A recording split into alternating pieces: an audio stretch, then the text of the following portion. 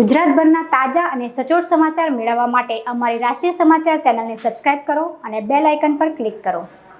અડાજણ પાટિયા ઋષભ 4 રસ્તા નજીક આવેલ એસએમસી કોમ્યુનિટી હોલમાં શ્રી સમસ્ત ગુજરાત બ્રહ્મ સમાજ સુરત દ્વારા શિક્ષણ, રમતગમત અને સાંસ્કૃતિક ક્ષેત્રમાં સિદ્ધિઓ હાંસલ કરનાર વિદ્યાર્થીઓનું સન્માન કરવા માટે સન્માન સમારોહનું આયોજન કરવામાં આવ્યું હતું, જેમાં આ વર્ષે 3 જુદી જુદી કેટેગરીમાં તેજસ્વી તારલાઓનું સન્માન કરવામાં આવ્યું હતું। અભ્યાસમાં અવ્વલ પરિણામ મેળવનાર વિદ્યાર્થીઓની સાથે રમતગમત, સાંસ્કૃતિક ક્ષેત્રે જિલ્લા કક્ષા કે રાજ્ય કક્ષાએ આંતરરાષ્ટ્રીય સ્તરે સિદ્ધિ મેળવનાર વિદ્યાર્થીઓને પણ સન્માનિત કરી પ્રોત્સાહિત કરવામાં આવ્યા હતા।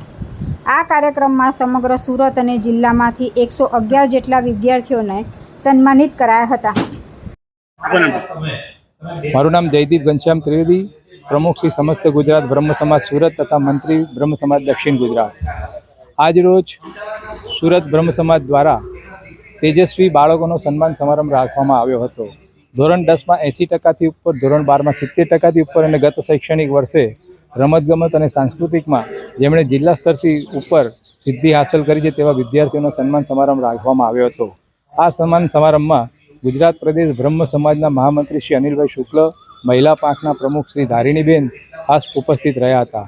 દર વર્ષે વિદ્યાર્થીઓને અમે અલગ અલગ વિષય પર માર્ગદર્શન પણ આપતા હોય છે, તો આ વર્ષે ગુજરાત બ્રહ્મ સમાજના અમારા એજ્યુકેશનના ડાયરેક્ટર તથા વિશ્વ ઉમિયાધામના એજ્યુકેશનના ડાયરેક્ટર શ્રી દેવાંગભાઈ દવે પણ ઉપસ્થિત રહ્યા હતા અને તેમણે જીપીએસસી, યુપીએસસીની સરકારી સ્પર્ધાત્મક પરીક્ષાઓ કેવી રીતે આપણે પાસ કરી શકાય તેના માટે માર્ગદર્શન આપ્યું હતું।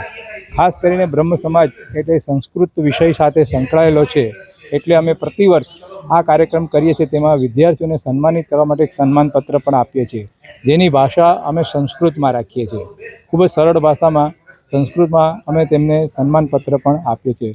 સ્વાગત માટે પણ મહેમાનો જે આવ્યા છે તેમનું સન્માનપત્ર પણ અમે સંસ્કૃત થીમમાં બનાવીએ છીએ અને પાછળ અમે વેદનો 4 ગ્રંથોનો સિમ્બોલ પણ મૂકીએ છીએ, કારણ કે વેદ પાઠી એ બ્રાહ્મણ કહેવાય, બ્રાહ્મણ એટલે વેદ, તો એમને પણ અમે એ વેદ આપણે ફરી જળવાઈ રહે, વેદનું રટણ થાય, જતન થાય, તે માટે અમે એ પણ વેદના ચિહ્નો સાથે સન્માનપત્ર આપીએ છીએ।